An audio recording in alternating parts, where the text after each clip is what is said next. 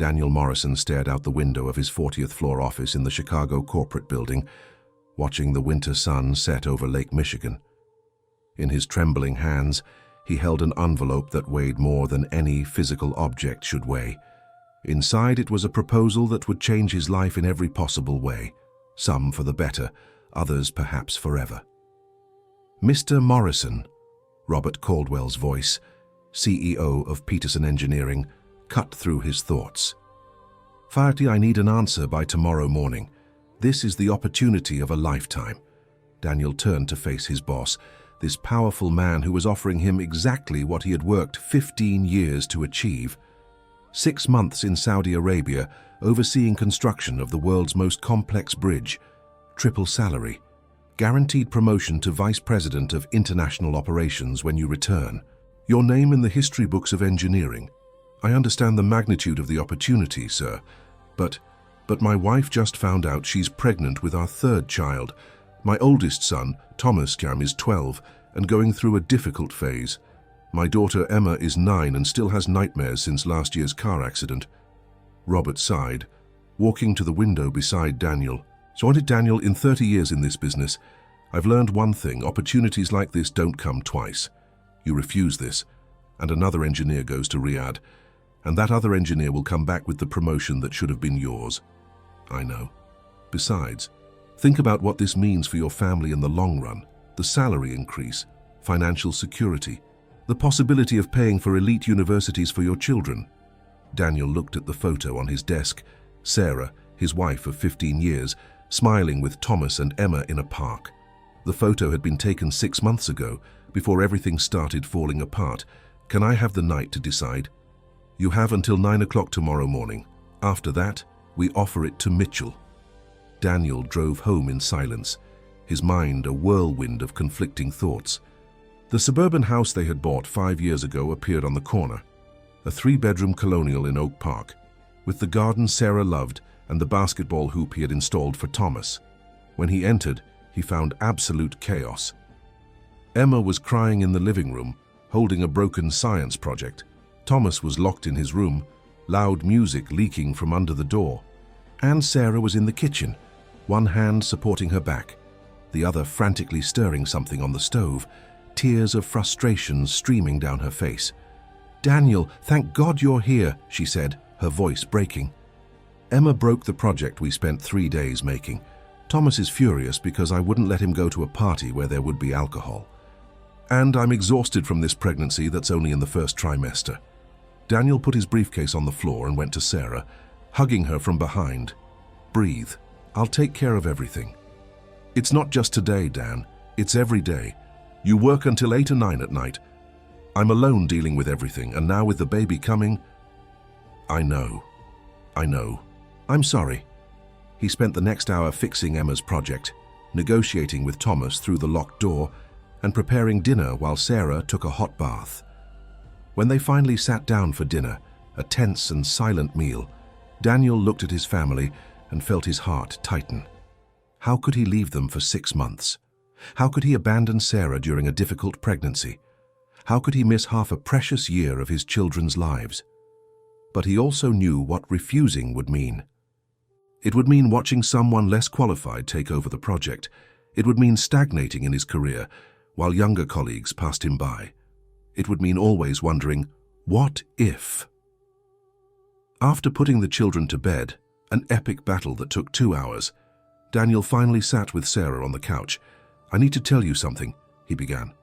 Sarah turned to him, and he saw the deep exhaustion in her eyes.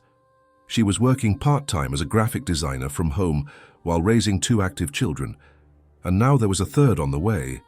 "What is it?" "The company offered me the King Abdullah Bridge project in Riyadh." Sarah's eyes widened.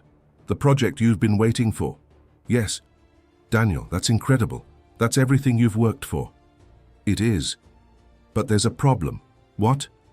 "I need to go to Saudi Arabia. For 6 months." The silence that followed was deafening. Sarah remained motionless, processing the information. Daniel saw the exact moment reality hit her, the moment joy transformed into horror. 6 months, she whispered. "Yes, Daniel, I'm pregnant. I'm having a baby in 7 months." I know. And you'd be gone almost the entire pregnancy. I'd come back a month before the baby is born. Sarah got up from the couch, walking to the window. Her silhouette against the streetlight seemed small and fragile. And Thomas and Emma, they need you, Daniel. I know. Then why are you considering this? Daniel joined her at the window, trying to find the right words. Because this is the career-defining opportunity. Because the tripled salary means real financial security for our family. Because when I come back, I'll be vice president. We can pay for the kids as college without debt. We can buy a bigger house.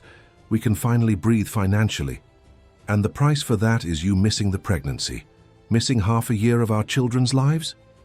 Sarah, it's not an easy choice. It's not a hard choice either, Daniel. It's our family. And what happens if I refuse?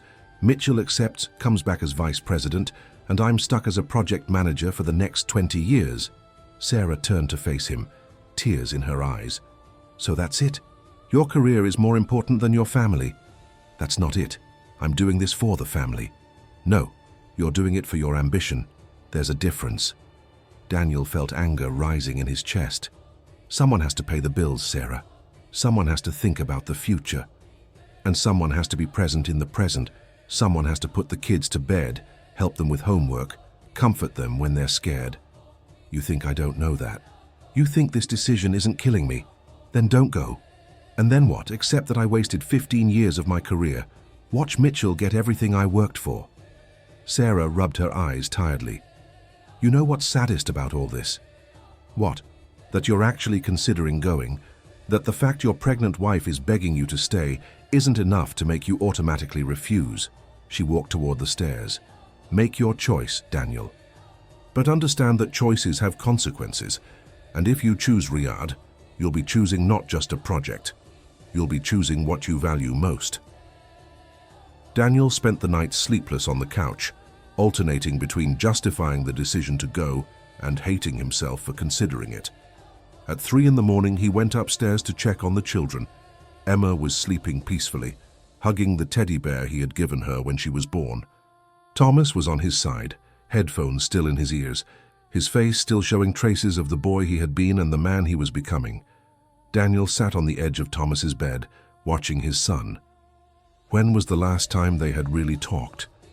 When was the last time they had played basketball together in the backyard? When had Daniel become so consumed by work that he had stopped seeing his own children? He went downstairs and found Sarah awake in the kitchen, drinking chamomile tea. Couldn't sleep, she asked. No, me neither. They sat in silence for a moment. Sarah, Daniel finally said, if I go, I swear I'll make it work. I'll call every day, I'll video chat, I'll send gifts, I'll be present as much as possible from a distance. Daniel, do you really think virtual presence is the same as real presence? No, but it's better than nothing. Is it? Sarah stared at him. Or is it just a way for you to feel less guilty? That's not fair. Unfair. You know what's unfair. Emma waking up from nightmares and her father not being here. Thomas going through puberty and needing male guidance he won't have. Me going through a difficult pregnancy completely alone. You won't be alone. Your mother can come help. My parents. Our parents can help with logistics, Daniel. They can't replace you. Daniel knew she was right, but he also knew that if he refused this opportunity, he would regret it for the rest of his life. I need to do this, Sarah. I need to. Sarah looked at him for a long moment, and Daniel saw something break in her eyes. Hope, perhaps, or faith, or unconditional love. Then do it, she said quietly. But don't expect me to be happy about it. And don't expect the kids to understand. They'll understand eventually. Will they? Or will they just learn that Daddy's work is more important than them? The next morning, Daniel entered Robert's office at 9 o'clock sharp. I accept, he said simply. Excellent. When can you leave? In 2 weeks. Perfect. I'll make the arrangements. The following 2 weeks were the tensest of Daniel's life. Sarah spoke to him only when absolutely necessary. Thomas became furious when he found out, locking himself in his room for 2 days. Emma cried inconsolably, asking repeatedly, "Why doesn't Daddy love us anymore? Emma, princess, Daniel tried to explain. Daddy loves you more than anything. That's why I'm going. If you loved me, you'd stay, she sobbed. How do you explain to a 9-year-old about long-term sacrifice? How do you make a child understand that sometimes love means making painful choices for a greater good? The answer was simple. You can't. The night before his departure, Daniel tried to have one final conversation with Thomas. Son, can I come in? The door's open, came the cold response. Daniel entered and found Thomas lying on the bed, staring at the ceiling. Thomas, I know you're angry with me. I'm beyond angry, Dad. I'm disappointed. The words hit Daniel like punches. Why? Because you always said family comes first. You said nothing was more important than us, and now you're proving it was a lie. It's not a lie, Thomas. I'm doing this for the family. No, you're doing it for your career, and there's a difference. Thomas sat up, finally looking at his father. You know what's funny? You always complained that your father was never around when you were a kid, that he was always working, that you barely knew him. Daniel felt as if he had been stabbed.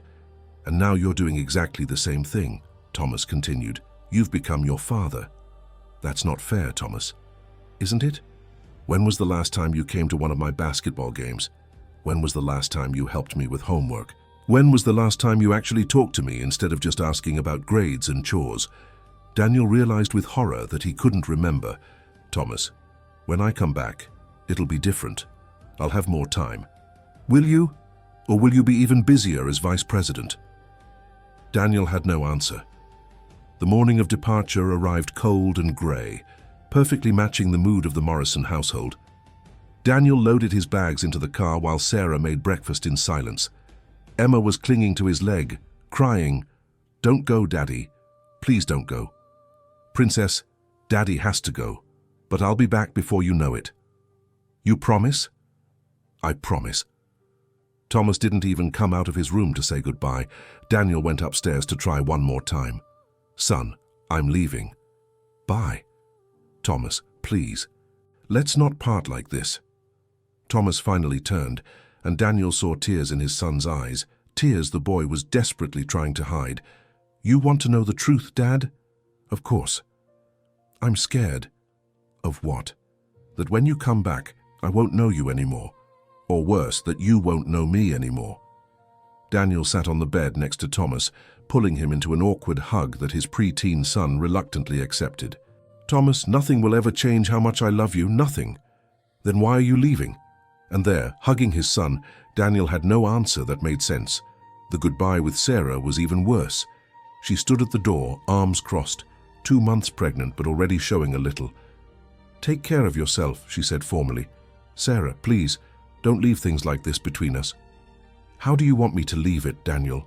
You're choosing to leave. You're choosing to miss my pregnancy. You're choosing your children to grow up 6 months without a father. It's not a choice. It's a professional necessity. It's always a professional necessity, isn't it? Always a project too important to miss. Always a meeting too crucial to skip.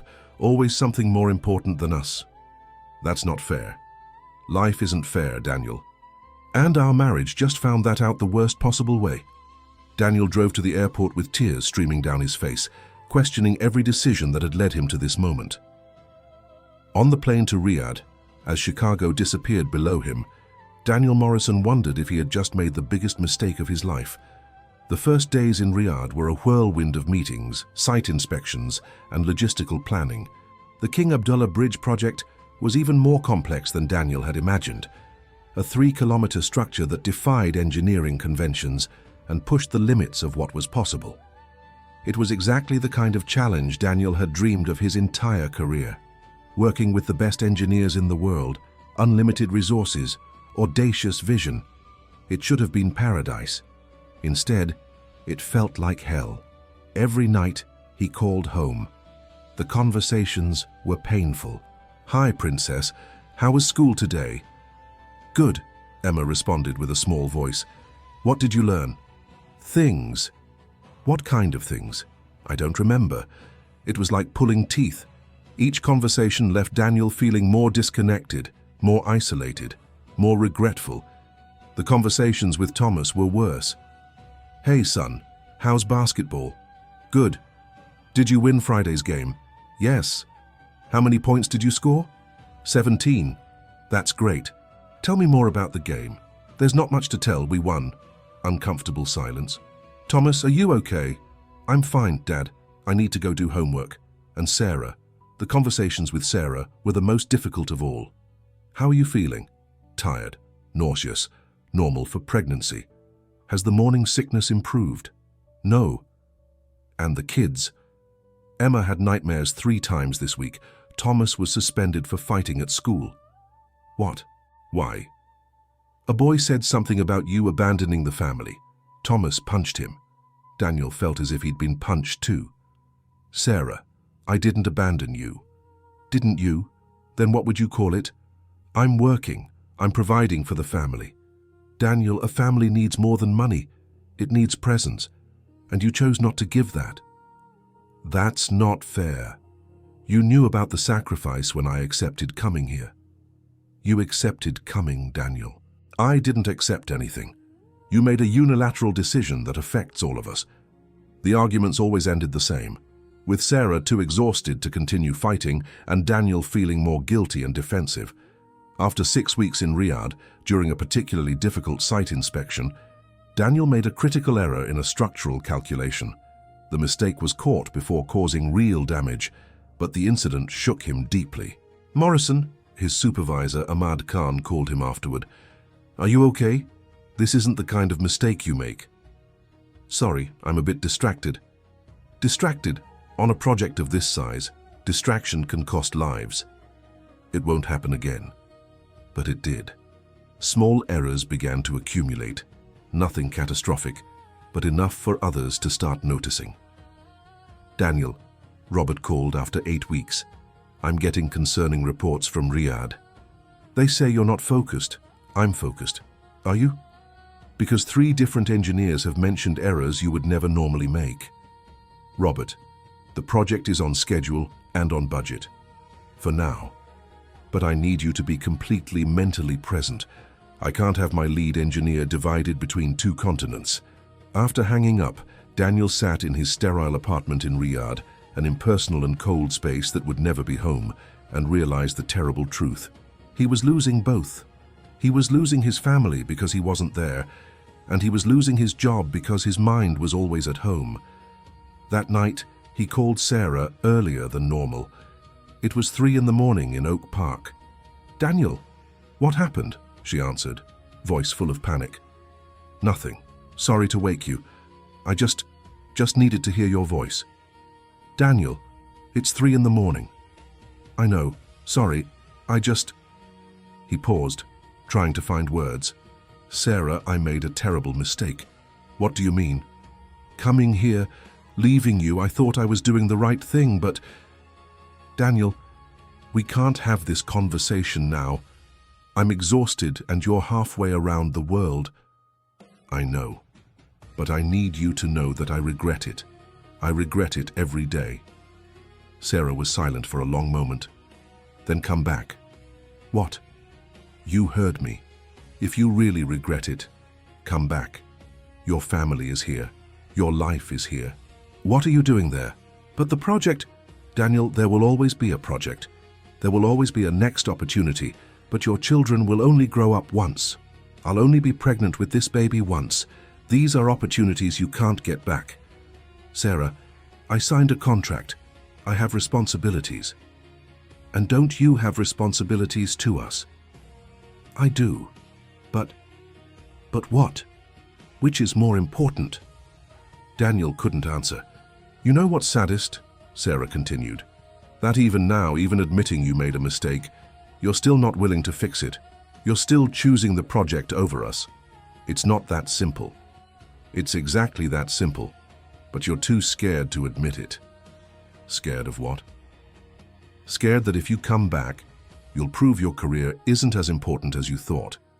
Scared to admit you've built your entire identity around being professionally successful, and if you back down now, you won't know who you are.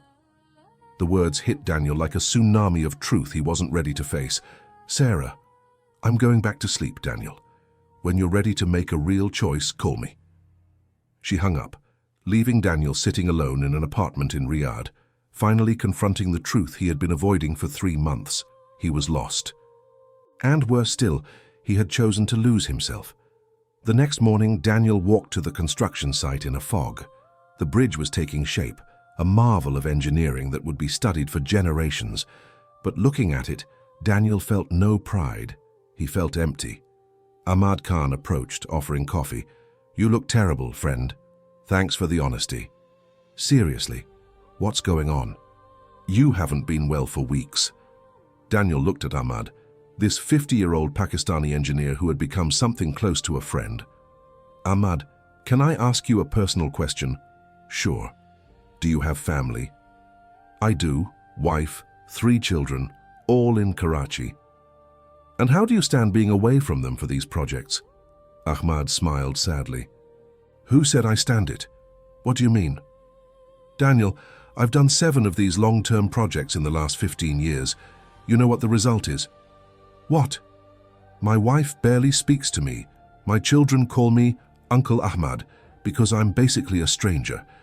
I missed my youngest son's first day of school, my middle son's high school graduation, my daughter's wedding." Ahmad looked at the bridge. "I've built 12 bridges around the world, but I destroyed the bridge with my own family." Daniel felt a chill run down his spine. "Then why do you keep doing it?" "Because I don't know how to do anything else. Because I built my entire identity around being a brilliant engineer. Because I'm afraid to find out who I am without it." "Do you regret it?" Ahmad turned to look Daniel directly in the eyes. "Every day of my life. My daughter got married 2 years ago. I was on a project in Dubai. I made a 5-minute video call during the reception. She cried and said, 'It's okay, Daddy, you're doing important work.'" His voice broke. But it wasn't okay. And no work is important enough to miss moments like that. "Then why didn't you stop?" "Because when you spend so much time away, eventually it becomes easier to stay away. Going home means confronting all the damage you caused. It's easier to keep building bridges than to try to fix broken relationships." Ahmad put his hand on Daniel's shoulder. "Daniel, you're 37 years old. I'm 53. You still have time to make a different choice. Well, my family has already moved on without me." That night, Daniel couldn't sleep. Ahmad's words echoed in his mind like a prophetic warning. Was he looking at his future? Was this what would happen if he continued on this path? At 2 in the morning in Riyadh, 6 in the evening in Oak Park, he called home again. Thomas answered this time. "Hi, Dad." "Hi, son. How are you?" "Fine, I guess." "Can I ask you a question?" "Sure." "Do you hate me?" Long silence. "I don't hate you, Dad. I just don't understand you." "What don't you understand?" "Why you chose to leave. Why a job was more important than us." "Thomas, it wasn't more important. I was trying to provide. Dad, we already have enough. We have a house, we have food, we have clothes. What we don't have is you." The brutal simplicity of the statement broke something in Daniel. "You're right." "What?" "You're right. I was wrong, really. Completely wrong. And I don't know how to fix it." Thomas was silent for a moment. When he spoke again, his voice was softer. "You could start by coming home." "I have a contract, son. Responsibilities. And don't you have responsibilities to us?" It was the same question Sarah had asked. And this time, Daniel finally had an answer. "I do. And they're more important than any contract." The next morning, Daniel scheduled a meeting with Robert Caldwell via video conference. "Robert, I need to come home." "What?" "Daniel, you're 3.5 months into the project. You can't just leave." "I can, and I will." "Daniel, this is professional suicide. You won't just lose the promotion, you'll probably lose your job." "I understand." "You understand?" "Daniel, you worked 15 years to get here." "I know, and I found out I arrived at the wrong place." "What the hell does that mean?" Daniel took a deep breath. "It means I spent 15 years building a career but neglecting a family. It means I almost made the same mistake my father did. It means I finally understood that success without family to share it with isn't success. It's isolation." "Daniel, you're being emotional. Think about this rationally." "I'm thinking for the first time in months. My wife is pregnant and going through it alone. My son is struggling and needs a father. My daughter has nightmares and I'm not there to comfort her. And the project? Ahmad can take over. He's as qualified as I am. Daniel, if you leave now, you'll never get another high-level job. Then I'll find a mid-level job, one that lets me be home for dinner every day. Robert was silent for a long moment. Are you sure about this? More sure than I've been about anything in the last 3 months. Then go, but don't expect me to hold your position. I don't expect that. But thank you for the opportunity. Hanging up that phone was terrifying and liberating at the same time. In 2 minutes, Daniel had destroyed 15 years of career building, but for the first time in months, he felt he had made the right choice. He called Sarah immediately. Daniel, what happened when I quit? You did what? Well, technically I didn't quit, but I asked to come home, and Robert made it very clear that would be the end of my career at Peterson. Daniel, are you sure about this? Sarah, I spent 3.5 months here feeling miserable. I spent 3.5 months making mistakes at work because my mind was at home. I spent 3.5 months realizing I made the wrong decision. He paused. And I had a conversation with an engineer here who showed me my future if I continue on this path. And that future terrifies me more than any professional failure. Sarah started crying. When are you coming back? In 3 days, enough time to transition the project and pack my things. Daniel, I don't know what to say. You don't need to say anything. Just forgive me for taking so long to make the right choice. Are you sure? Because if you come back and then regret it, if you become resentful, I won't regret it. The only thing I regret is going in the first place. That night, Daniel walked for the last time to the construction site. The King Abdullah Bridge was magnificent against the desert sky, a structure that defied gravity and logic, a testament to what human engineering could achieve. Ahmad found him there. So you're really going? I am. You know you'll never have an opportunity like this again. I know. And I also know I'll have something much better. What? A life worth living. Ahmad looked at the bridge, then at Daniel. You're a brave man, Daniel Morrison. Braver than I ever was. I'm not brave. I'm just finally doing what I should have done from the beginning. Can I give you some advice? Sure. When you get home, don't try to make up for everything at once. Your kids will need time to trust you again. Sarah will need time to forgive you completely. How do you know that? Ahmad smiled sadly. Because I tried to go home 3 times in the last 15 years, and every time I tried to force things back to normal immediately. It doesn't work that way. Healing takes time. And if they can't forgive me, then you keep trying, keep showing up, keep proving you've changed. Eventually, either they'll believe you or you'll know you did everything you could. Daniel extended his hand to Ahmad. Thank you for everything. No, thank you for reminding me there's still hope, that it's still possible to make different choices. It's never too late, Ahmad. For some of us it is, but maybe not for you. 3 days later, Daniel was at the Riyadh airport, waiting to board the flight that would take him back to Chicago. His phone rang. It was Robert. Daniel, I have to admit something. What? When you asked to come back, my first reaction was anger. I thought you were being weak, emotional, irrational. And now I'm 62 years old, on my 3rd marriage, and I barely know my 5 children. And I realize you may be the only one of us smart enough not to make the same mistakes the rest of us made. Robert, I'll still have to fire you, Daniel. I can't have a vice president who abandons projects midway. I understand. But I can offer you something different, a position as senior consultant, remote work, flexible hours, local projects, half the salary you'd make as VP, but I'd be home. Exactly. Interested. Daniel felt tears forming in his eyes. More than interested. Thank you, Robert. Don't thank me. You're reminding me there's still time for me to make different choices too. The flight from Riyadh to Chicago was the longest and shortest of Daniel's life. Long because he couldn't wait to see his family. Short because he was terrified of what he would find when he arrived. What if Sarah was still furious? What if the kids didn't want to see him? What if the damage was irreparable? When the plane landed at O'Hare at 6 in the evening on a rainy Thursday in April, Daniel grabbed his bag and walked through the terminal with his heart racing. He had told Sarah he'd take a taxi, didn't want to bother her to pick him up. But when he exited the terminal, he saw something that made his heart stop. Sarah was there, pregnancy belly now pronounced, and beside her, Thomas and Emma. Emma saw him first. "Daddy!" she screamed, running toward him. Daniel dropped his bag and knelt, opening his arms. Emma collided with him with such force she almost knocked him over, her small arms wrapping around his neck in a grip that seemed never to want to let go. "You came back," she sobbed. "You really came back."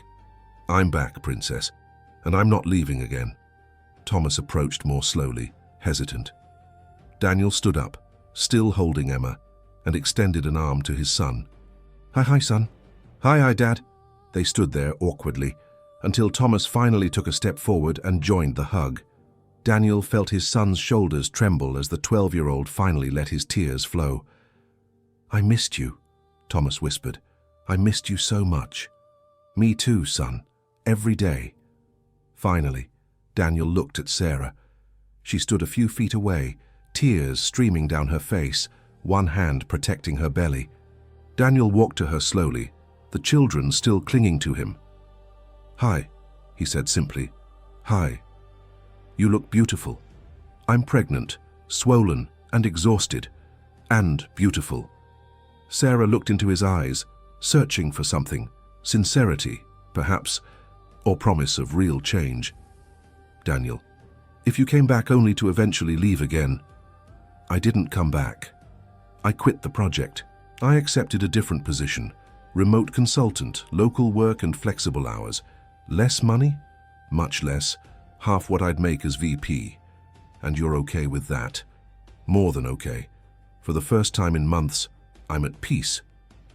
Sarah studied his face for one more moment, then finally smiled, a small, tired, but real smile. "Welcome home." Daniel pulled her into a hug, careful with her belly, his children still clinging to him from both sides. There, in the middle of a busy airport, the Morrison family reunited. But Daniel knew this was just the beginning. Airport hugs were easy. The hard work would come after, rebuilding trust, rebuilding relationships, rebuilding a family he had almost destroyed. The first weeks at home were harder than Daniel had imagined. He had expected everything would magically return to normal as soon as he came back. Instead, he found he had to earn his place back in the family. Emma was glued to him constantly, as if afraid he would disappear again. Thomas was distant, polite but cold, clearly protecting his heart from more disappointment. And Sarah was exhausted, carrying the weight of 3.5 months of being alone on top of a difficult pregnancy. "Daniel," she said one night, 2 weeks after his return, "I appreciate you being here. But I need you to understand that it doesn't go back to normal just because you came back." "I know." "No, I don't think you do. Thomas still doesn't trust you. Emma is afraid you'll leave again. And well, I'm exhausted from carrying everything alone. How can I help?" "By showing up. Really showing up. Not just physically, but emotionally. The kids need to know you're truly present. I'm trying. Try harder." Daniel realized he had to do more than just be at home. He had to rebuild relationships one brick at a time. With Emma, it was easier. She was younger, more forgiving. He started taking her to school every morning, a special time just for the two of them. She talked about her friends, her teachers, her dreams, and slowly, Daniel began to know his daughter again. Thomas was harder. The boy was polite but distant, responding to questions with monosyllables, avoiding eye contact. One night, Daniel grabbed a basketball and went to the backyard. "Thomas," he called through the window, "come play with me. I'm busy. Please, just 15 minutes." Thomas came down reluctantly. They played in silence for a few minutes, until Daniel finally spoke. "Son, I know you're still angry with me." "I'm not angry." "Then what?" Thomas stopped dribbling, holding the ball. "I'm scared, Dad. Scared to believe in you again and have you disappoint me again." The words hit Daniel like physical punches. "Thomas, I deserve that distrust. I completely deserve it. But I swear I'm here to stay." "Everyone says that, and then they leave." "Who left?" "Grandpa." You always said he was never around. That work was more important. And then you did the same thing. Daniel sat heavily on the patio step. You're right, I made the same mistake my father did, and I almost lost everything because of it. Then why did you come back? Because I met a man in Riyadh, an engineer who spent his whole life doing projects around the world. Tentar novamente esta resposta foi pausada porque Claude atingiu seu limite máximo de caracteres para uma mensagem. You know what he told me? What? That he built 12 bridges but destroyed the bridge with his own family. That his children call him uncle because he's basically a stranger. Daniel looked at Thomas, and I realized I was looking at my future if I didn't change. I realized I didn't want to be that man. I don't want you to call me Uncle Daniel when you grow up. Thomas was silent for a long moment. How do I know you won't change your mind again? How do I know you won't get another incredible offer and leave? Because I signed a different contract, remote work, local projects. I physically can't accept another international project. You did that for us? I did it for me, because I realized a life without you isn't worth living. Thomas said nothing, but Daniel saw something soften in his son's eyes, not complete forgiveness, but perhaps the beginning of healing. 2 weeks became a month became 2. Slowly, painfully, the Morrison family began to heal. Daniel was present at Thomas's basketball games, not just physically, but screaming and cheering. He helped Emma with science projects, creating memories that would replace those of abandonment. He massaged Sarah's swollen feet at night and took her to prenatal appointments. But it wasn't perfect. There were days when Daniel felt the call of the career he had left behind. Days when he read about the King Abdullah Bridge progressing without him and felt a twinge of regret. Days when he caught himself thinking, what if? It was during one of those days that Sarah found him looking at photos of the bridge on his computer. Do you regret it? Daniel closed the laptop quickly. No. Daniel, be honest. He sighed. Sometimes I wonder what it would have been like. Sometimes I see project updates and miss the excitement, the challenge. And then I look at Emma doing homework at the kitchen table, or I hear Thomas laughing with friends in his room, or I see you with that beautiful belly carrying our son. He took Sarah's hand, and I realize I wouldn't trade any of those moments for all the bridges in the world. Even when it's hard, even when it's boring.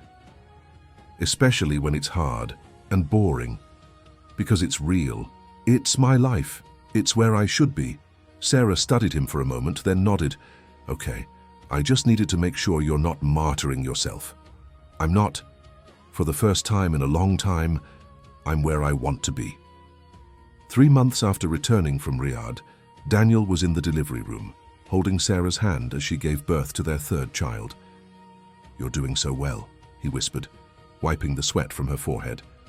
Oh, so well. This hurts way more than I remembered, Sarah gasped. You're the strongest woman I know. When the baby was finally born, a healthy 8-pound, 6-ounce boy, the doctor placed him in Daniel's arms. Hello, little one, Daniel whispered, tears streaming down his face. Your daddy is here, and he's staying here. Sarah looked at him from the hospital bed, exhausted but radiant. What should we call him? Daniel looked at his newborn son, this miracle he had almost missed. Ahmad. Ahmad, like your engineer friend. Yes, to remind me every day of the choice I made, to remind me of the man I don't want to become. Sarah smiled. Ahmad Morrison. I like it. When Thomas and Emma arrived at the hospital a few hours later to meet their brother, Daniel saw something extraordinary happen. Thomas held the baby carefully, looking in wonder at his little brother. He's so tiny, Thomas whispered. You were like that when you were born, Daniel said. Really? Really. And I held you exactly like that. Thomas looked at Daniel, and for the first time in months, there was genuine warmth in his eyes. Dad. Yes. I'm glad you were here for this. Me too, son. Me too. 6 months after returning from Riyadh, Daniel sat at the kitchen table on a Saturday morning, drinking coffee while watching his family. Sarah was nursing Ahmad on the couch, reading a book at the same time. Emma was drawing at the table, tongue out in concentration. Thomas was in the kitchen trying to make pancakes and making a considerable mess. "Dad," Thomas called, "how do you know when the pancake is ready to flip?" "When it starts to bubble." "Ah, I see bubbles." Daniel watched his son flip the pancake perfectly, the pride on the boy's face when he succeeded. These were the things he would have missed. These small moments, Thomas learning to cook, Emma drawing, Sarah reading while nursing, were the moments that defined a life. The King Abdullah Bridge had been completed 3 months ago. It had been covered internationally, praised as an engineering marvel. Daniel's name was in the credits as a contributing engineer, but Mitchell had received most of the glory, and Daniel found he didn't care. Because while Mitchell was in another city, in another country, working on another project, Daniel was at home making pancakes with his son. Sarah joined him at the table, Ahmad sleeping in her arms. "Dad, what are you thinking about?" "About how I almost lost all of this." "But you didn't. Almost." Sarah placed Ahmad in the baby carrier and took Daniel's hand. "Daniel, can I tell you something?" "Sure. I'm proud of you." "Why?" "Because you made the hardest choice. You gave up everything you worked to achieve for something you couldn't see or touch. You chose family over career when most men choose the opposite. It wasn't a hard choice in the end. It was, and you made it anyway. That's courage."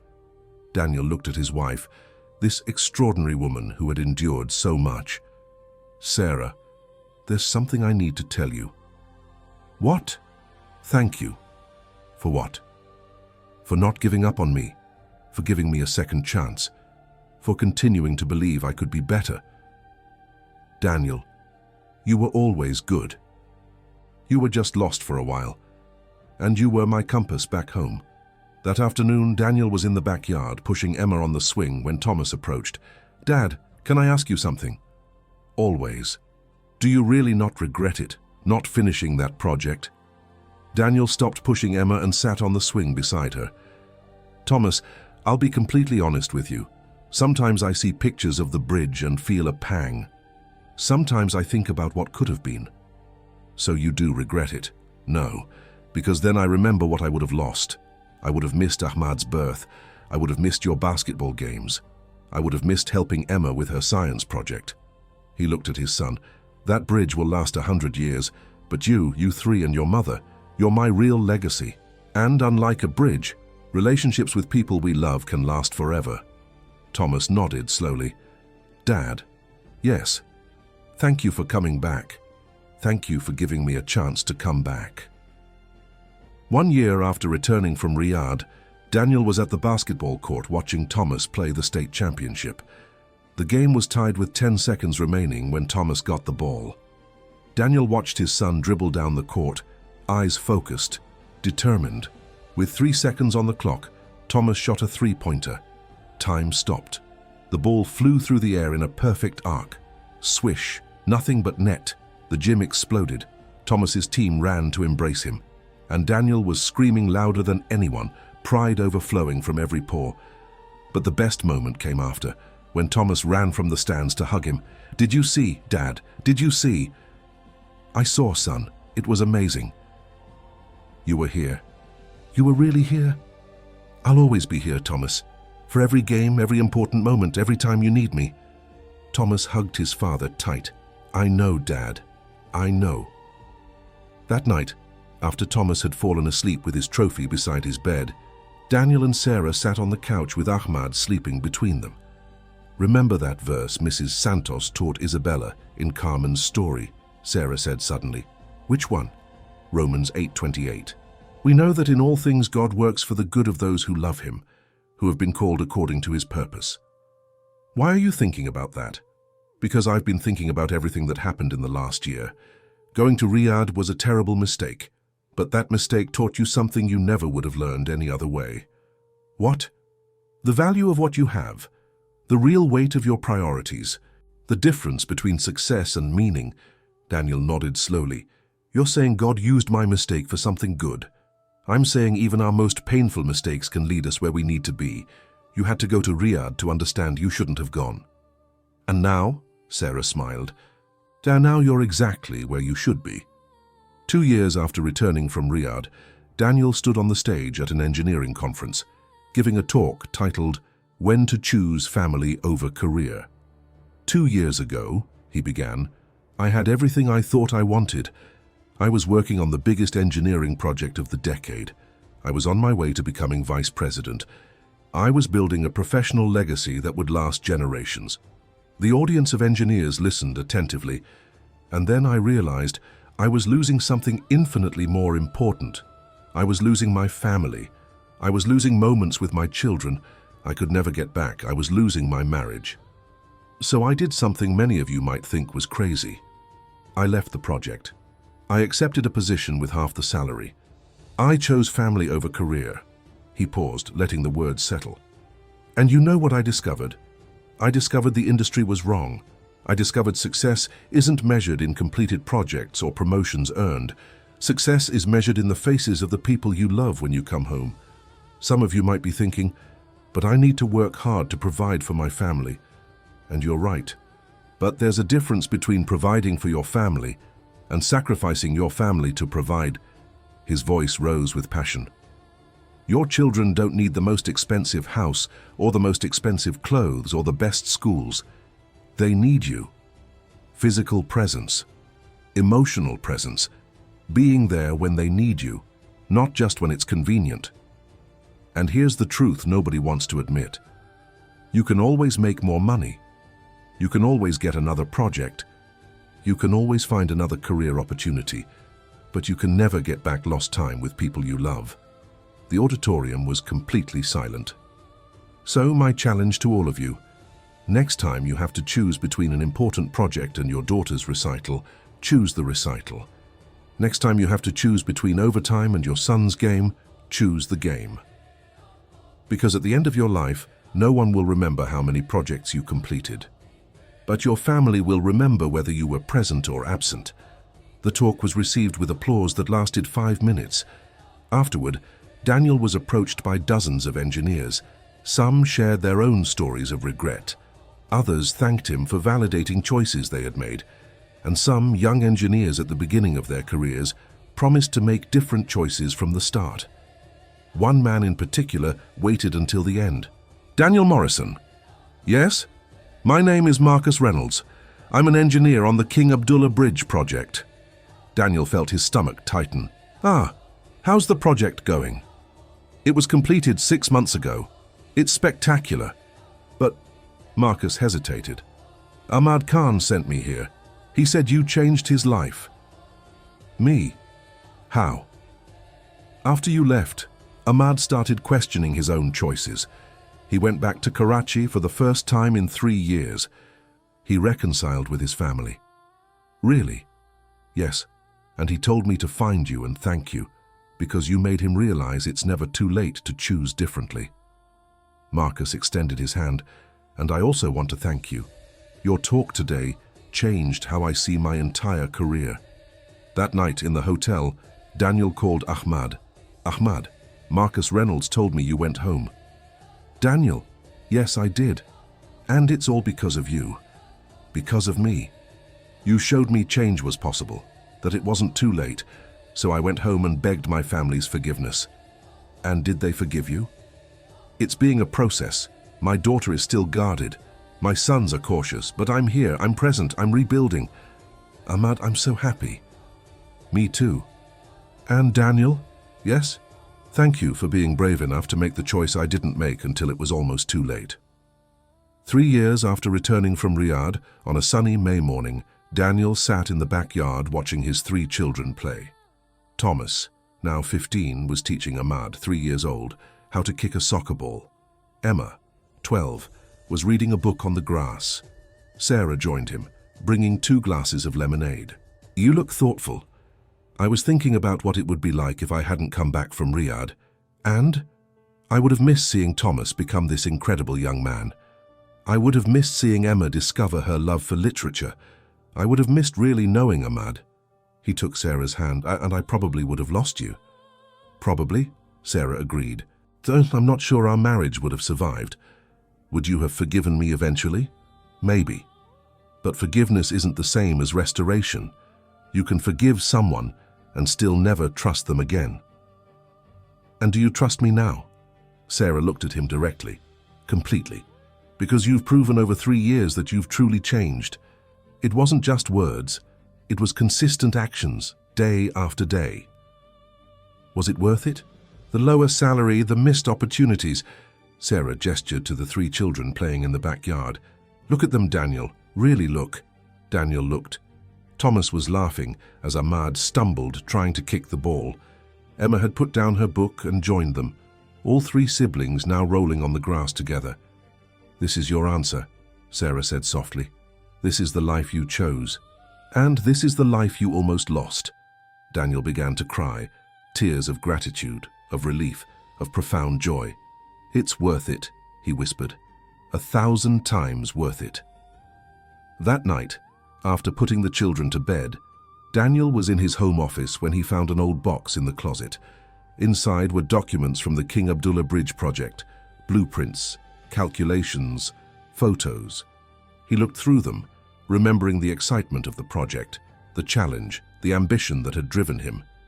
And then he looked out the window at the house where his family slept, and he made a decision. He took the box outside and placed it in the recycling bin. Sarah found him coming back in. What were you doing? Letting go. Finally, completely letting go. The bridge documents. Yes. I don't need them anymore. I don't need to hold on to what could have been when I have something much better right here. Sarah hugged him. I'm proud of you. Why? For choosing us, not just once, 3 years ago, but every day since then. For proving that love isn't a feeling. It's a series of choices, made repeatedly, even when it's hard. Daniel hugged his wife, knowing she was right. Love was a choice, and he had finally learned to make the right choice. 5 years after returning from Riyadh, Daniel was at the soccer field watching Ahmad play his first game. The 5-year-old was more interested in picking flowers on the sidelines than kicking the ball, but Daniel couldn't have been more proud. Beside him were Thomas and Emma, both taking pictures and cheering for their younger brother. Remember when I was this age? Thomas asked. I do. You were equally disinterested in actual soccer. Did you come to my games? Daniel thought for a moment. To the first ones, yes. But then I started missing many because of work. And now I wouldn't miss a game for anything. Thomas put his arm around his father's shoulder. Dad? Yes. Thank you. For what? For choosing to come back, for choosing to stay, for teaching me that being a man isn't about professional achievements. It's about showing up for the people you love. Daniel felt tears forming in his eyes. You learned that. I did. And when I have kids someday, I'm going to show up for them the same way you learned to show up for us. As the sun set over the soccer field, as Ahmad finally kicked the ball into the wrong goal and everyone laughed, as Sarah took photos of this imperfect but present family, Daniel Morrison knew he had made the right choice. He had given up building a bridge that would be admired by millions. But he had built something far more important, a family that loved him not for what he achieved, but simply for being present. And in the end, that was the only bridge that truly mattered, the bridge between his heart and the hearts of the people he loved most. As they drove home that night, with Ahmad asleep in the back seat and Thomas and Emma arguing about which song to play, Daniel looked at Sarah. You know, he said quietly, 5 years ago I thought I'd lose everything if I didn't accept that project. And now I know I would have lost everything if I had accepted it. Sarah smiled, placing her hand over his. Daniel Morrison, you finally figured out the secret, which is that real success isn't about building monuments the world admires. It's about building a life you love living. When they arrived home, Daniel carried sleeping Ahmad inside, the small weight of his son, a constant reminder of why every sacrifice had been worth it. After putting Ahmad to bed, he went to Emma's room and found her still awake, writing in her journal. Still up, princess? Just finishing my journal. Can I ask what you're writing about? Emma hesitated, then showed him the page. Daniel read. Today was a good day. Ahmad played soccer and was hilarious. Thomas took thousands of pictures. Mum was happy, and Dad was here. Dad is always here now. That makes me feel safe. Before, I was always afraid he'd leave again, but now I know he won't. He chooses to stay, and that's love. Daniel had to leave the room to avoid crying in front of her. In the hallway, Sarah found him. "Are you okay?" "More than okay. I read Emma's journal. And I realized children don't measure love in words or gifts. They measure it in presence, and I'm finally present." 10 years after returning from Riyadh, Daniel sat at a high school graduation ceremony, watching Thomas receive his diploma. His son had been accepted to 5 top-tier universities, including MIT and Stanford. During his valedictorian speech, Thomas surprised everyone. "Many of you know my father is an engineer. What you don't know is that 10 years ago, he had the opportunity to work on the most prestigious engineering project in the world." Daniel straightened in his chair, surprised Thomas would mention this. He accepted. He went to Saudi Arabia, and then, 3.5 months later, he came back. Why? Because he realized he was losing something more important than any bridge or building. He was losing his family. Thomas looked directly at Daniel in the audience. "My father taught me that courage isn't accepting every challenge that comes. Courage is knowing which battles to fight and which to leave behind. He taught me success isn't measured in professional achievements, but in the relationships you build and maintain. And most importantly, he taught me it's never too late to make the right choice. Even if you start on the wrong path, you can always turn back." His voice became emotional. "Dad, thank you for coming back. Thank you for choosing us. Thank you for teaching me what really matters in life." The auditorium exploded in applause. Daniel was crying openly, as was Sarah beside him. After the ceremony, Thomas found his parents in the parking lot. "You surprised me there," Daniel said. "I know, but I wanted everyone to know what kind of man my father is." "And what kind of man is that?" "The kind who admits when he's wrong.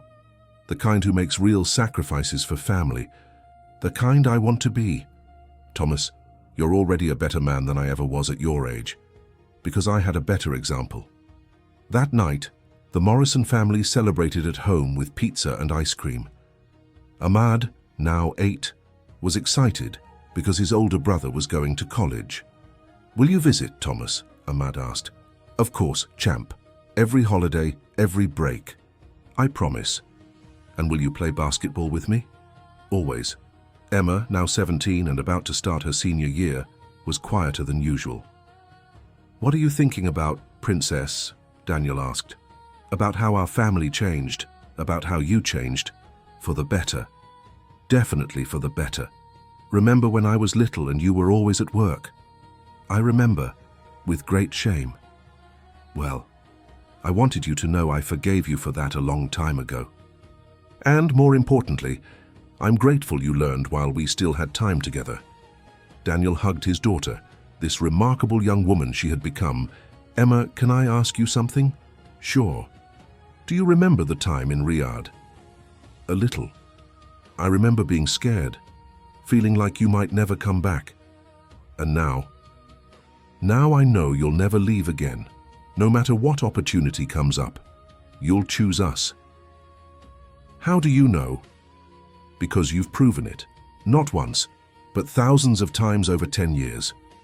15 years after returning from Riyadh, Daniel stood at Thomas's wedding. His son was marrying a wonderful young woman named Jennifer, and Daniel had been chosen to make the toast. "When Thomas was 12, Daniel began, I made the worst mistake of my life. I left my family for a professional project, and I almost lost everything that mattered." The reception hall grew quiet.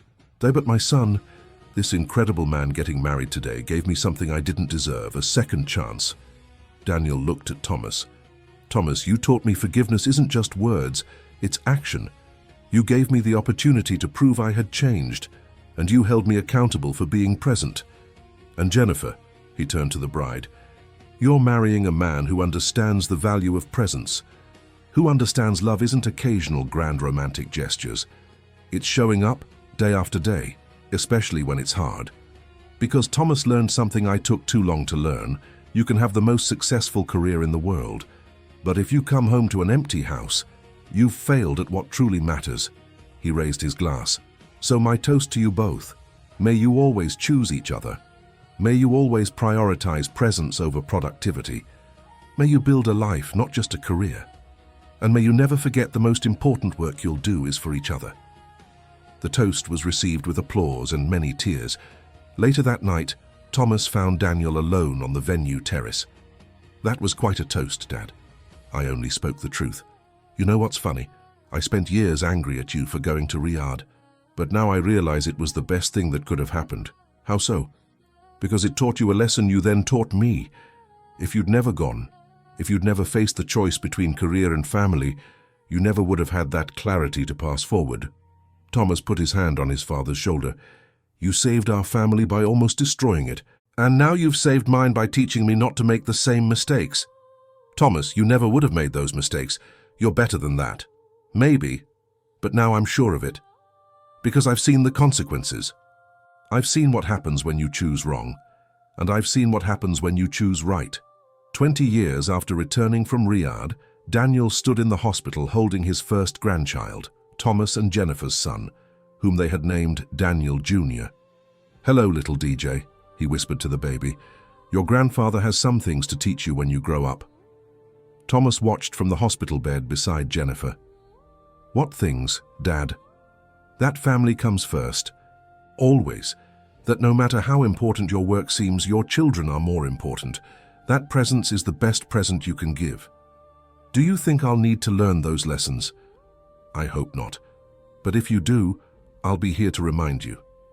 That night, back home with Sarah, Daniel reflected on the 2 decades since Riyadh. "Do you have regrets?" Sarah asked. "Only one, that it took me so long to learn the lesson." "But you learned." "I did. And I taught our children, and I hope they teach their children." Sarah nestled against him.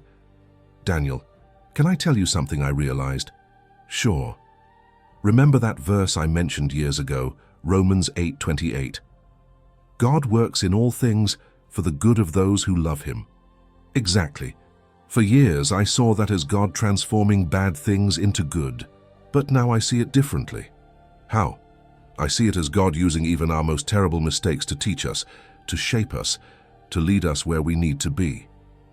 Sarah looked at him.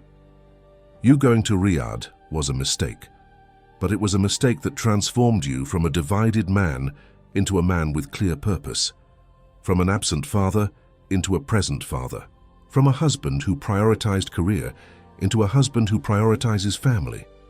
You're saying I needed to make that mistake? I'm saying God used that mistake for something good, to teach you, to teach our children, to even teach others through your story." Daniel thought about all the people over the years who had sought him out after talks, asking for advice on balancing career and family. He thought about Ahmad, who had reconciled with his family because of Daniel's example. He thought about Marcus Reynolds and countless other young engineers who had made different choices because of his story. "Maybe you're right," he said finally. "Maybe my greatest mistake became my greatest lesson, and maybe that lesson was exactly what I needed to learn." 25 years after returning from Riyadh, on a quiet spring morning, Daniel woke in the same house in Oak Park where they had raised their children. The house was quiet, just him and Sarah now, with the children all grown and living their own lives. He went downstairs to the kitchen and found Sarah already awake, drinking coffee and reading. "Good morning," he said, kissing her forehead. "Good morning. Sleep well." "Like a rock." They sat together in comfortable silence, the kind of silence only couples who have spent decades together can share. "Daniel," Sarah said finally, "can I ask you a question I've always wanted to ask?" "Anyone." "If you could go back in time, to that day Robert offered you the Riyadh project, what would you do differently?" Daniel thought carefully before responding. "Honestly, I don't know." "You don't know." "Part of me wants to say I'd refuse immediately, that I'd never put you and the kids through that. And the other part recognizes that experience, as painful as it was, transformed me in ways I needed to be transformed." He took Sarah's hand. "So maybe, if I could go back, I'd only change one thing." "What?" "I'd come back sooner. I wouldn't wait 3.5 months. I'd realize my mistake in 3 days and come back." Sarah smiled. "But you wouldn't have learned the lesson completely in 3 days. Probably not. Then maybe it happened exactly as it should have. That afternoon, the entire Morrison family gathered for Daniel's mother's 80th birthday. Thomas was there with Jennifer and their 3 children. Emma was there with her husband and 2 daughters. Ahmad was there with his new fiancée.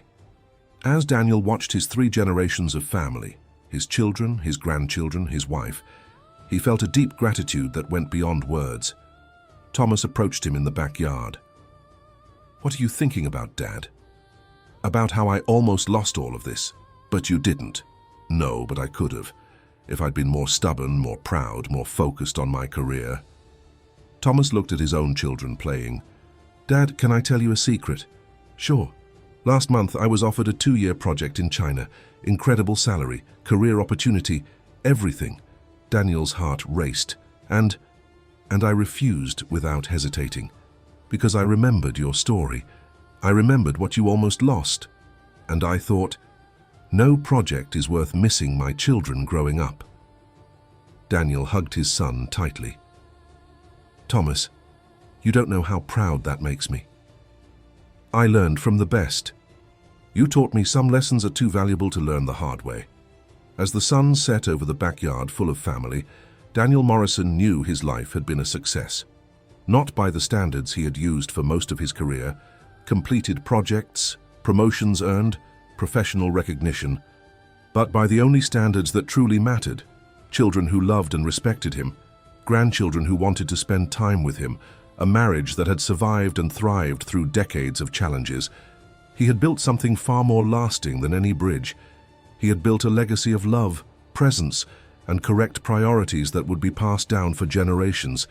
And in the end, that was the only construction truly worth it. Sarah joined him, watching the gathered family. "You know what this is?" she asked. "What?" "This is what you chose when you came back from Riyadh. This is the return on your investment." "And was it worth it?" Sarah smiled, resting her head on his shoulder. "Daniel Morrison, you've built bridges in Chicago, designed buildings in 3 states, and contributed to one of the modern engineering marvels.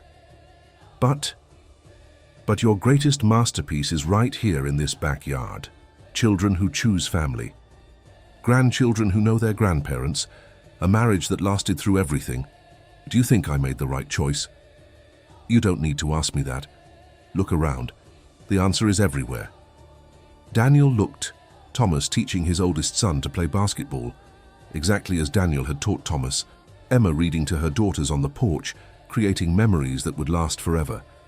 Ahmad laughing with his fiancée, clearly having learned from his older siblings examples about what mattered in life. "You're right," Daniel said finally. "I made the right choice. And would you do it again? Every day for the rest of my life." As the stars began to appear in the sky above Oak Park, as the Morrison family continued their celebration, Daniel Morrison closed his eyes and gave silent thanks. He thanked for the mistake that had taught him. He thanked for the second chance he didn't deserve. He thanked for a family that had forgiven him and allowed him to prove he had changed. And he thanked for finally understanding that real success isn't built in projects the world admires, but in relationships that fill your life with meaning. Because in the end, when everything else fades away, it's the people we love and who love us that define who we truly are. And Daniel Morrison, an engineer who almost chose to build bridges instead of relationships, had finally built the only thing that truly mattered: a family that would endure for generations, a legacy of love that no professional project could ever equal.